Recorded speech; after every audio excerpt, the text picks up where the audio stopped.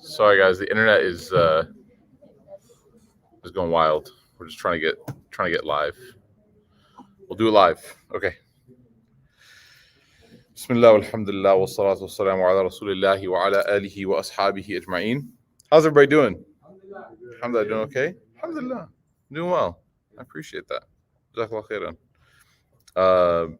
So inshallah, we're going to go ahead and continue the reading that we've been doing from Imam al Ghazali's Ayyuh al-Walad. We're actually almost at the end, subhanAllah. It's fitting that the end of Imam al Ghazali's book is going to be something that's very long and kind of drawn out, but he's finishing with sort of like these major parting advices that he wants everyone to sort of know before they depart from this book. Let me just get the text pulled up here and we'll get started, inshallah. No, it's fine. I don't know why it logged me out.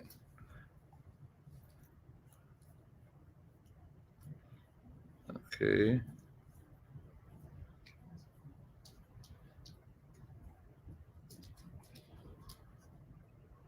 Yeah, there's something. Can I use your iPad? Yep. Sorry. Okay. Yeah. Okay. So who remembers what we were talking about last time? There's like 4 and 4. You guys remember what we were talking about last time? 4 things he said. Yeah, and then 4 things he said too. Yes. Okay, very good. So we talked about this last week. Imam al Ghazali said that there's 4 things that he advises that you have to stay away from, and that there's 4 things that you should do. We talked about this because it's very important that we understand that in Islam, there's not only the process of doing good deeds, but also there's the process of what? Staying away from things. In fact, the Prophet ﷺ, he said, وَمَا نَهَيْتُكُمْ عَنْهُ, right? That whatever I have forbidden from you or whatever I've told you not to do, then what? فَاجْتَنِبُوهُ, stay away from it. Don't do it. Okay, so not doing something that is wrong is actually in Islam considered very reward worthy. We always think of good deeds as being like pray salah, give sadaqah, etc. But it's also equally as powerful for a person's iman to not do something that's haram as well. We oftentimes kind of slide that to the side, but that's very good. So Imam al Ghazali, he gives us 4 things before he tells us to do them. He tells us now, first, you want to stay away from 4 things. What were the first things that he said to stay away from? The first one. Huh? Yeah, good job, mashallah. Good job. What's your name? Joshua, mashallah. Excellent. Argument. Don't argue.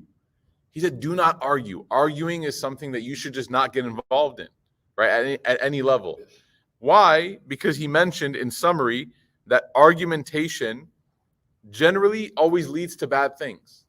Like 99 times out of 100, when you get into an argument, it's not going to make things better. Maybe you have that one moment in your life, right, out of the span of 7 years, that you argued, and out of that argument came some sort of good, goodness. But generally speaking, do we agree arguing leads to bad things? It leads to hurt feelings. It leads to people being upset, resentment, anger, tears, all of that, right? He says, don't argue. And even worse than all the other stuff is that both people, when they argue, they walk away feeling this like cloud of arrogance. Because what happens when you argue with somebody is nobody wants to admit that they're wrong. Even if you're wrong, like you might know you're wrong, but what do you start to do? You start to figure out ways to like show the other person that they're wrong, even though you know you're wrong. It's like weird. I just saw a meme that was hilarious. They said that it was like a picture of Kermit the Frog and his face was like shocked. You see this meme? No. And he said, the face you make when you're looking for your homework when you know you didn't do it. You know, you're looking through your backpack and you're like, right? So I don't know why I brought that up. I thought it was hilarious. But nevertheless, because you can know you're wrong and still try to defend yourself. Like the human being is so ajib. You can know that you are wrong, 100% fact. I am wrong, but you still defend your point. Why? Because you want to defend your pride, your ego, I can't be wrong. I can't be wrong, right? It's very difficult for a person to say, I'm wrong. Just to say those words. So tough, right? So Imam Ghazali says, just don't argue. It's going to make you into a monster.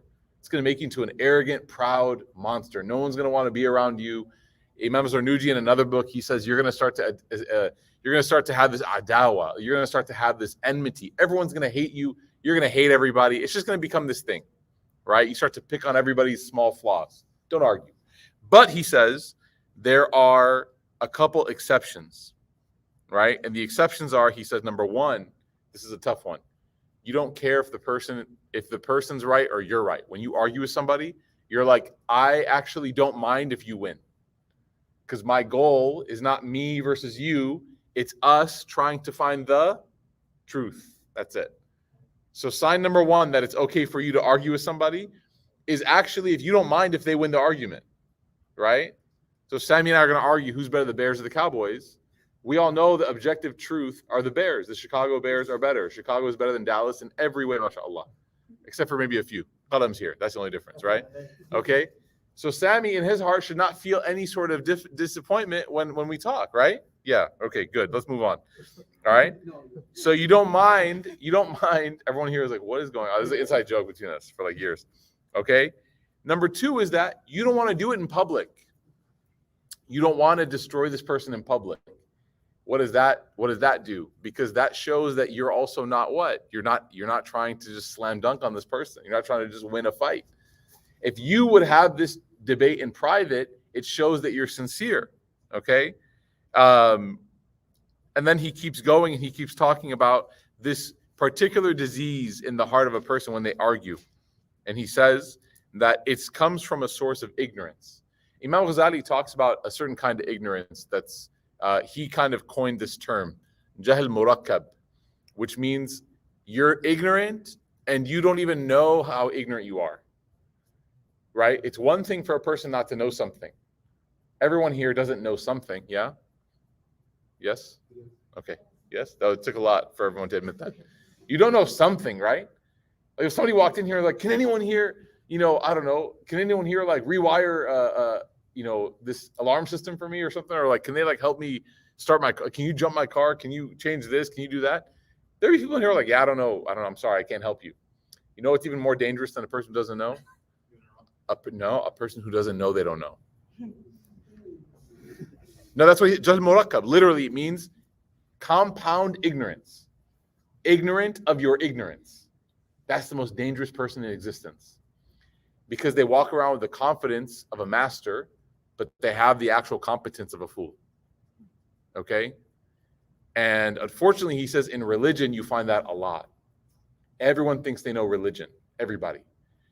Being a Muslim does not give you expertise in religion. You're Muslim. Alhamdulillah. I'm Muslim. Alhamdulillah. But I'm not an expert in the religion just because I'm Muslim. That requires study. That requires training. That requires mentorship. That requires a lot, right? So he says that ignorance is of 4 types. This is very famous Ghazali style, by the way, where he goes, let me give you 8 points. Point number 1. Let me give you 4 points within that point. Point 1A, 1A1, 1A1, A2. Like that's how he works. He has flowcharts out the wazoo, right? So he says that the ignorance that you'll find in a person that likes to argue a lot is number 1, that they question and object to everything that they hear without even knowing anything about it.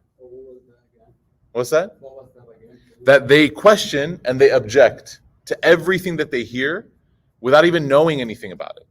Okay? Anyone here like a really good at something? Anyone here really good at baking? Anyone here like really good at something? Yeah, okay. There you go, Hosni, all right? So Hosni starts telling me what's a really difficult thing to bake? Macarons. That's what everyone goes to, by the way. Macarons. Okay. But let's say you were really good at it, right? So what's the first step? Like you have to whip the egg whites or something? Okay. Let's say that you were like, you have to whip the egg whites. Do not include the yolk. And I'm like, why not? Yolks are good. I don't even know anything. I'm dumb. I can't even say macaron correctly. I say macaroon, right? And okay, well, don't say that. You're supposed to be the master, right? So then Hosni is like, no, look, I'm telling you, you cannot include the egg yolks. It messes up with the proteins. I actually know a little bit about this, by the way. That's why. So this is a bad example, but okay, I looked into it once and then I gave up. Okay. All right. Of the 4, you mean? Yeah. Okay. So number one is that person who objects and argues, and you're like, calm down. You are just figuring out who you are right now. There's no need. You're not standing on anything to object. It's one thing if you meet with somebody who knows just as much as you do, right, or more, or whatever, they're on the same path, and they can question something because they disagree. You know, like physicians, for example, you might go to one doctor, right, orthopedic surgeon. Do I need surgery? They say, I don't think you need surgery, but you can get a second opinion. Who are you going to get a second opinion from? Not from, not from like a chef. Do you think I need surgery? Chef's like, I don't think so. What do you know about orthopedic surgery? You go to another orthopedic surgeon. That's where you get your second opinion from. So his point is, ignorance is so dangerous that a person feels so confident just being like, no, that's not how it's done. You're like, you don't even know anything here. You're not even literate in this science, right? And some of you maybe are in the point of your education where you do have a little bit of a mastery of something. And it's interesting. You notice the more you study something, the more you learn, and you kind of go into a field about something, the more you realize how confident ignorant people are. The confidence is insane. You guys ever heard of the Dunning-Kruger curve? You guys ever heard of this before? It's a psychological, it's like a proven psychological phenomenon in societies. The Dunning-Kruger Effect, sorry, is what it's called. Basically, it's a curve where the more you know about something, they found the less confident you become in your knowledge of that thing. And that's Islam. That's what Hassan al-Basri said. He said, when I first started studying Islam, I thought I knew everything. Then I made a little bit of progress and I got a little bit scared, but I still was confident. Then I studied for years and I realized I know nothing. Right? So the ignorant person, if you find yourself kind of walking into every gathering with an opinion on something, with confidence on something, watch yourself. Not good. Okay? And he says, interestingly, he brings up, Imam al Ghazali says, this actually comes from envy. This confidence from ignorance actually comes from envy. The person feels envious. Why can't I be, a master of this? What makes you so special? What did you do that gives you the right to talk about this and this and this, and I can't either? I'm just as good as you. That's a lot of envy. So that's what he says, that ignorance comes from envy. Then he says the second way that ignorance kind of manifests is through, and this is Ghazali for you, stupidity. Just straight dumb. All right? He's like, there's, some people, they have it, and some people they don't. Okay? And that's just the reality. Imam Ghazali says, some people are so confident in their stupidity that they reveal themselves as being very foolish people. And he says that Sayyidina Isa alayhi salam, the Prophet Isa, Jesus alayhi salam, he said that I was able to bring the dead to life. Like he was basically talking about one of his miracles from Allah subhanahu wa ta'ala, that I was able to bring the dead to life, but I was unable to fail curing the stupid one. Meaning what? It's more of a miracle to bring a stupid person to the reality of their lack of knowledge. That's more miraculous than the miracle of Isa bringing a dead person back to life by the fadl of Allah. Okay? So he said the fool occupies himself with acquiring knowledge over a short span of time. A little bit of time, There was once I have a funny story. It's 100% accurate and true. I'm not making this up at all.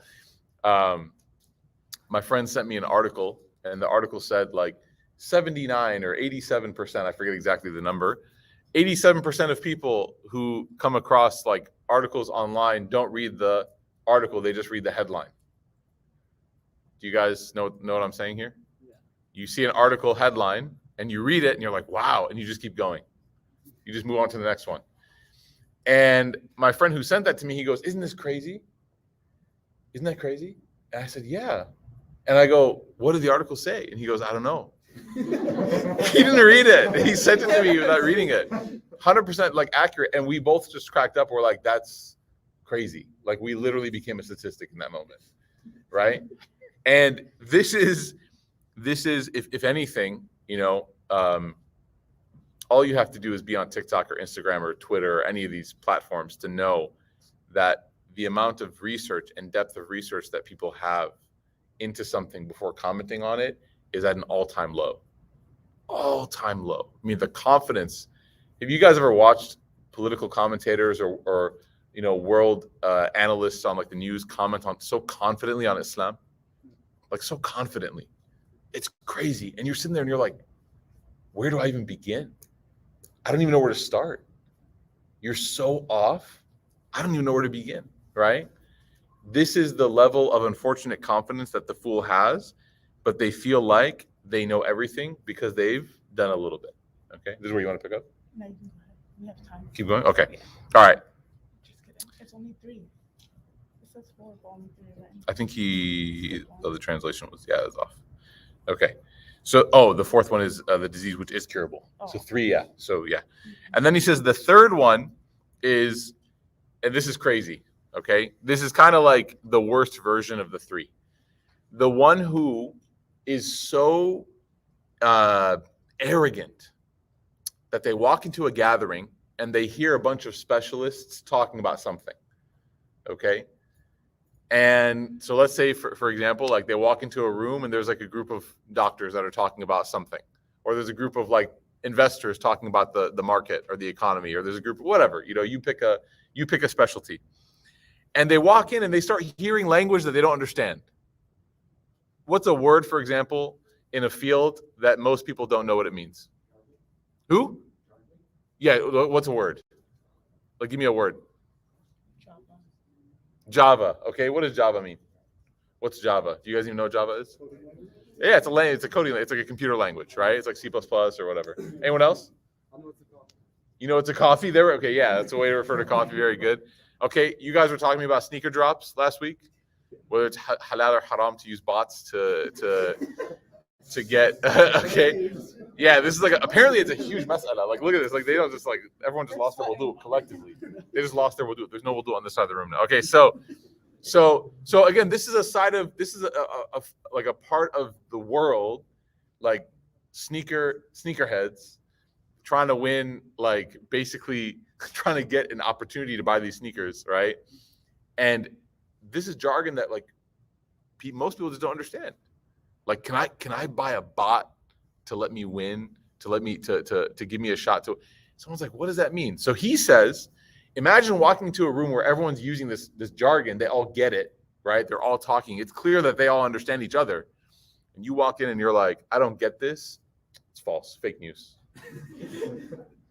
He says that. He goes, people walk into rooms with scholars, especially of religion, and the scholars are discussing something, and they're saying, well, what's the illah behind this situation? What's the causal relationship behind these different things? They're trying to figure something out, right? Is this halal? Is it haram? Is it mustahab? Is it mandub? Is it makruh? What is it? And they're talking, and one person just kind of says, you know what? I don't get what you guys are talking about, but it just doesn't sound right to me. That kind of dismissiveness, because you don't understand the language, he says, the one who, when they seek guidance, just because they don't understand the greatness of the language that they're hearing, instead of saying, I'm not smart enough to understand it, they say, what? This stuff is dumb. Right? Why? It's hard for a human to say what? I'm dumb. Look, guys, I've been studying Islam for now a third of my life, okay, in some formal capacity. And in the beginning part of it, I was incredibly stupid in how confident I was, right? And as I've traveled more and learned more and studied more, it became more apparent to me that which I didn't know, right? And one of the heights of this moment, one of my favorite moments in life, was when I was attending a conference. There's an academic conference in Istanbul at this university called Ibn Khaldun University. And the conference was on not just hadith, because that's a really big topic, and not even just Sahih Bukhari, which is one of the collections, the foremost collections about hadith, but a collection of like 17 different chains of transmission within Sahih Bukhari, and how the different word usage in those 17 different chains meant different things, and how the people who narrate. And I'm sitting there, my friend who's a student at the university, takes me, he's like, come with. And I'm sitting there and I'm like, wow, I know nothing. Like this, and they were all speaking a language that I can understand. Like linguistically, I understood them, right? Everyone was speaking in Arabic, and I'm like, okay, right? I'm following you, but I'm not following you, right? And that's when you just smile and look and nod like a dumb person. You're like, all right? And they ask you, what do you think? And you say, Inshallah. You know, you don't know what to say as a response. So there are certain levels of expertise that you just have to admit you don't have access to. You just have to admit it. And this happens in Islam. Why did God do this to me? Right? Why did it happen this way? Why do we have to do this in Islam? Why this? Instead of a person just humbling themselves and saying, you know what? I don't know. I just don't know why. I do it because Allah told me to do it. I can't give you an exact answer as to why. Why do we pray 5 times a day? Why not 10? Yeah, because Allah said so. But for a lot of people, that's not a good answer. I need to know why. I need to know why. Why only 5? Why not 10? Why not 1? The problem, the issue is that we don't have the ability to simply just say, Aslamtu lillahi rabbil alameen. I submit to Allah, the Lord of all the worlds. Because it takes some humility. You got to be humble, right? So he says, imagine being walking in there and just shouting at everyone who's smarter than you. Y'all are dumb, all right? I don't know what you're talking about. This doesn't make sense to me, right? That unfortunately is all too common. So he said, never ever debate this kind of person. These 3 people, never debate them. Number 1, the one who is ignorant and they don't even know it, and they're envious. You can tell that they just want to win because they're envious of you. Number 2, he said, is the one who is just foolish, just a dumb person. And the 3rd, he said, is the one who is so dismissive of everything they don't know. You're never going to be able to win. He did say, however, that there is a 4th version of ignorance, but unlike the other 3, this one's actually treatable. The ignorant person who actually seeks knowledge. The ignorant person who comes and says, can you teach me? I don't know. I would love to learn. I have no idea what I'm talking about. I tried to look it up. It's not making sense. Can you make it make sense for me? He says that ignorance is admirable because it led a person to what? Humility as opposed to pride. Ignorance that leads a person to humility is admirable ignorance because it encourages a person to start learning, whereas the one that leads to pride is not admirable at all. Okay, I'll go ahead and let Ustadh Fatima take it from here. The second thing that we need to avoid. So now we're going back in the flow chart. We just went 1A, B, C, D. Now we're going back to number 2. What's the second thing that you should avoid in the grand scheme of thing in life? Okay. Oh, this one's so bad. And then I so meta. Completely regret it. Yeah. Thank you for covering this side for me. Oh no. Listen. You'll see. Yeah. Assalamu alaikum everybody. رب اشرح لي صدري ويسر لي امري واحلل عقدة من لساني يفقهوا قولي ربي زدني علما ربي زدني علما ربي زدني علما. So the first one, kind of the overarching thing that he said to avoid is arguing with people, argumentation. And then he gives like the different types of people, different types of situations. In the second one, when you're put into your mind or understand kind of just the context of who he's talking to, right? He's talking to a student. This is someone who he has spent a lot of time with, someone who he has mentored, someone who has been on a journey with him. Obviously, now that person is, on their way out the door to fly, right? So you would expect that the next thing that they're going to do, he's telling him, if you're around people, if you're with them, don't argue, don't do this. The next thing that person will probably think that they're going to be doing is what?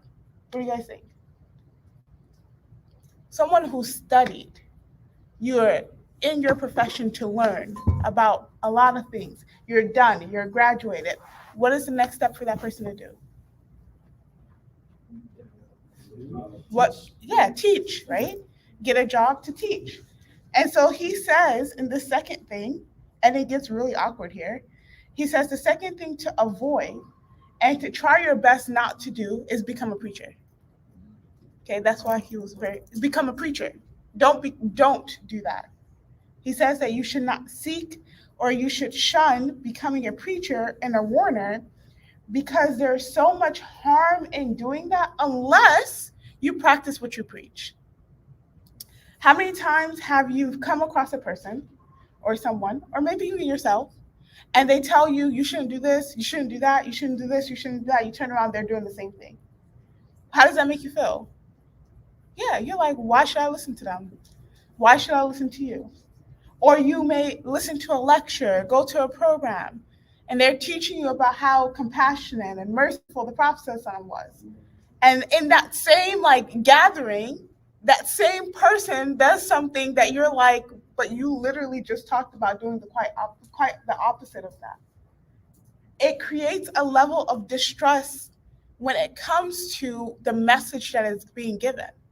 And more so than being harmful for the congregation, for the person that you're preaching to, it's also harmful for oneself. Why is it harmful for yourself? I guess it kind of normalizes going against it in a sense. Okay, it normalizes going against it. Going against what? The quote-unquote good that you're advising and preaching. Very good. It normalizes kind of your flaws, but then you're like, well, I'm preaching about it, so I'm okay, Another thing is that hypocrisy in actions is real. We're too quick to call people hypocrites.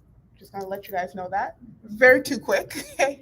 However, hypocrisy in action is real. So it may be that someone clearly knows that this is something that they should not be doing, and they do it, and then they go and preach to other people, don't do X, Y, and Z. And so Imam al Ghazali, he tells his student, he says, not only should you not preach, but you should shun it. You should not, it's like almost having an aversion to it. And the reason being that if you're not ready to practice what you're going to tell other people, then you have no right to say that. And we see this in the life of the Prophet, that when companions and people will come to the Prophet, alayhi salatu wasalam, and they will ask him questions, or they will say, Ya Rasulullah, what is the best thing that I should do to go to Jannah? The Prophet said to one man in particular, he said, the best of you is the one who is good to their families, and I am good to my family. And then you have years later, after the death and the passing of the Prophet, when Aisha radiallahu ta'ala anha would say that the Prophet never, he was someone who was so kind and so soft-hearted and so compassionate and so loving to his family that he never raised a hand to anyone in his family. That you had people that were in his care, that the Prophet has sent. Anas bin Malik, the Prophet sent him to do something. He asked him, can you do me a favor? Anas bin Malik said, yes, I'll do you this favor. He's living basically in the house of the Prophet. The Prophet is basically taking care of him. And Anas bin Malik then goes outside and he starts playing around, okay? Loses track of time. It's like when your mom tells, my mom's here, so this is really awkward, but it's like when your mom tells you to take the chicken out, right? Before I get home, thaw it out, and then you get on a computer, start watching TV, texting on your phone. What happens? You forgot, okay? Then she's like, I'm 5 minutes away. And you gather everybody in the house and you start blowing it to see if it's going to defrost, right? So he's playing, and the Prophet walks up and sees him, and he's like, he just looks at him. And the narration says that he never asked me, why were you here? Why didn't you do what I asked you to do? So the Prophet led by example. He didn't just preach to people or tell people to be one way and then be completely the opposite. That's not how he was. And so here Imam al Ghazali is giving his student this very real advice. And he says that think about the time when this type of advice was given to Isa, alayhi salam, the son of Maryam. And it was said to him, listen, preach to yourself. And when you have preached to yourself, or when you're done preaching to yourself, meaning you're done getting yourself in order, okay? You're done making sure that you've covered your bases. You're done making sure that you're working on your relationship with God. When you're done with that, then you can preach to other people. Otherwise, your Lord, you will stand ashamed before Allah. You will stand ashamed before Allah. And the reason is because imagine someone is telling somebody else how to be great. And then you go before Allah and you're like, Allah, I didn't know how to be great. Allah's like, you just told so-and-so down the street how to be amazing. All you had to do was take your own advice. That is it. And so he says for his student to avoid preaching.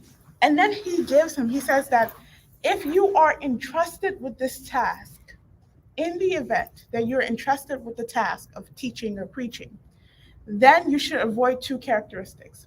Before we get into the characteristics, this is something I want to focus on a little bit, because we've talked a lot about the methodology and the way of like this different type of knowledge, this different type of journey and learning, that a big part of it is mentorship, right?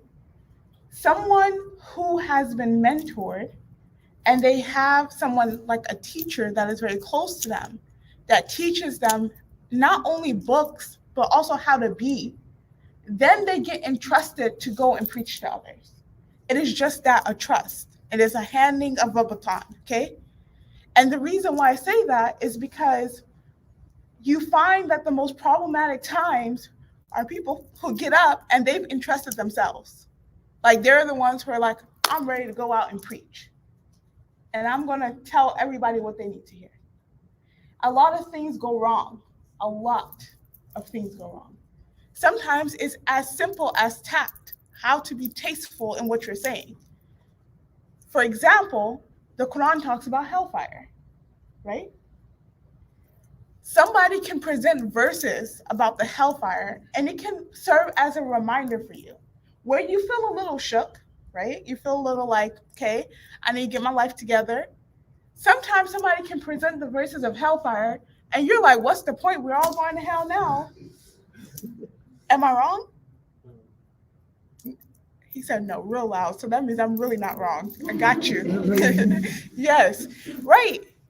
And that's a lot of times because with mentorship, with having teachers and people, it helps you in being able to do things the right way. And he's saying that if you're not ready to practice what you're preaching and what you've learned, then don't do it. And two, even if you feel like you're practicing what you preach, guess what? You have to wait until you're entrusted with this. You have to wait until you are being told that, hey, okay, you're ready to go out there. And even that in and of itself, then he gives more things that you should avoid. But we put this like in our lives today. It is so important for us to recognize that there are people who came and walked the paths that we walked.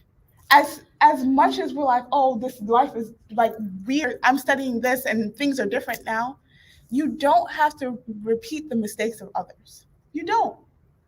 Getting a mentor, someone to help you in your journey of life, is very important. It's extremely important. Whatever journey it is you're on, whatever profession you're going through, because you don't want to take a leap too quick and you don't have the wings to fly.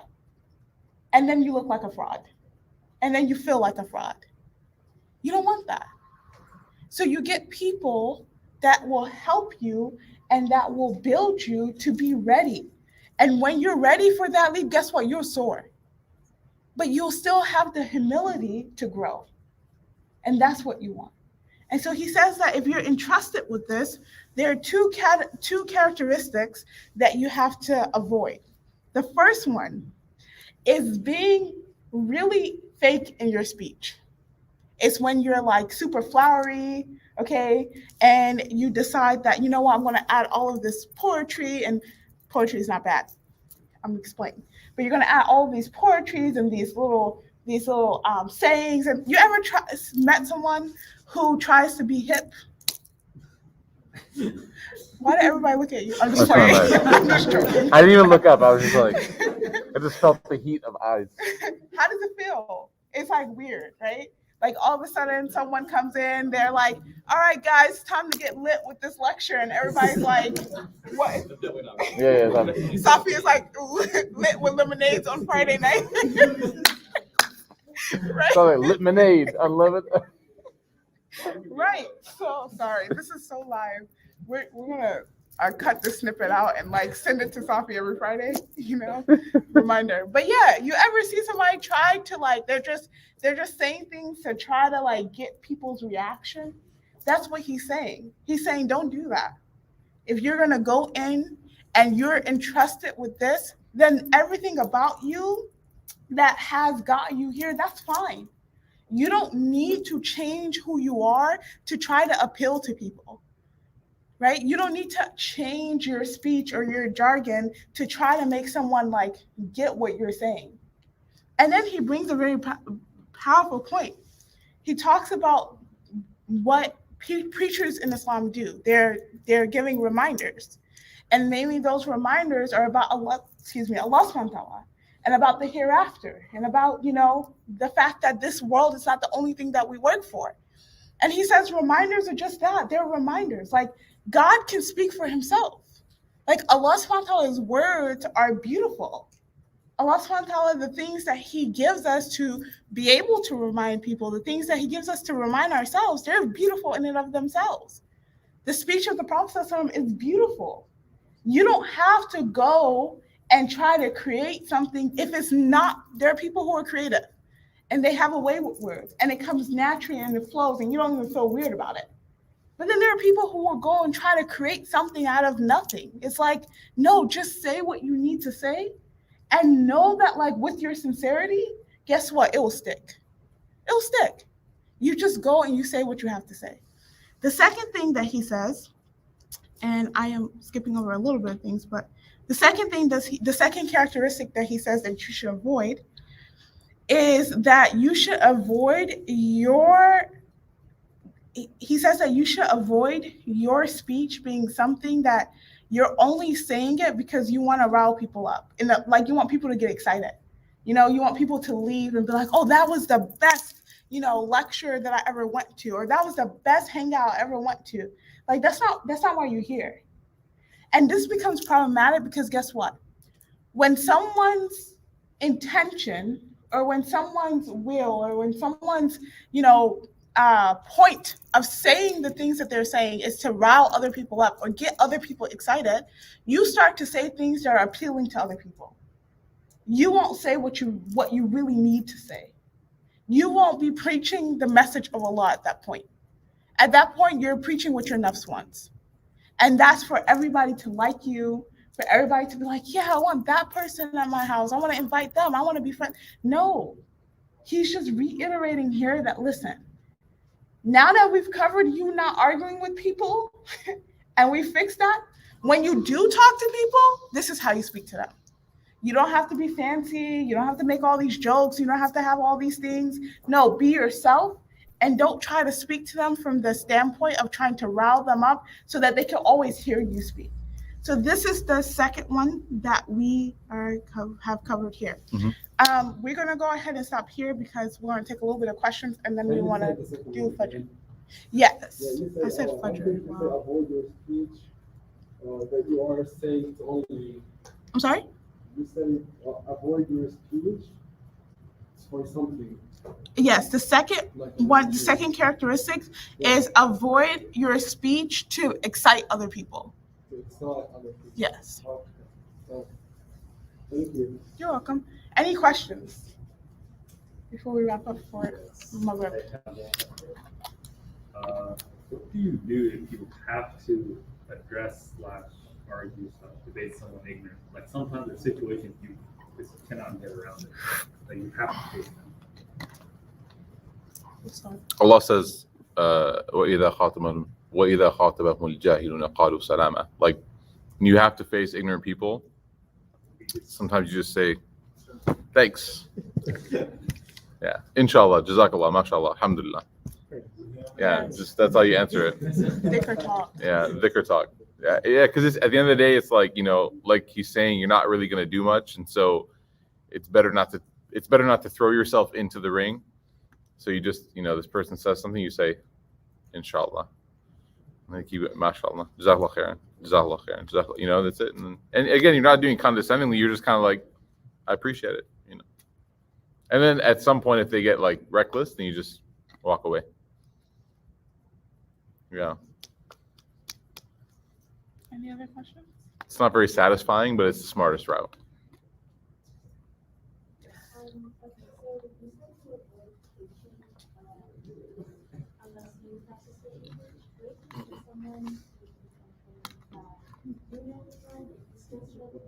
Mm-hmm. So there's a difference between giving advice and preaching, right? So if you're friends with somebody, you know what I'm saying, and you know they're struggling with something, you guys are talking about it, you know, there's nothing wrong with giving advice like, hey, like we struggle, we all do, but we both know that this is like something that we need to do better, right? That's very different than me showing up here and being like, you should not do X, Y, and Z, and I'm doing that, right? It's a very different tone that you should take. Does that make sense? You wanna add anything? Agreed. No, 100%. Any other one more question? You good? All right. Yep. All right. Let's pray Maghrib, inshallah, because Maghrib came in at 7:59. Wow. Really? I Yeah. thought it came in at 8:10. All right. 7:59 now. So we'll pray Maghrib, and then we have some light, refreshments outside for everybody, inshallah. Okay. All righty. Huh? Listen. When you come here, you sign a waiver. Get shot. Nobody.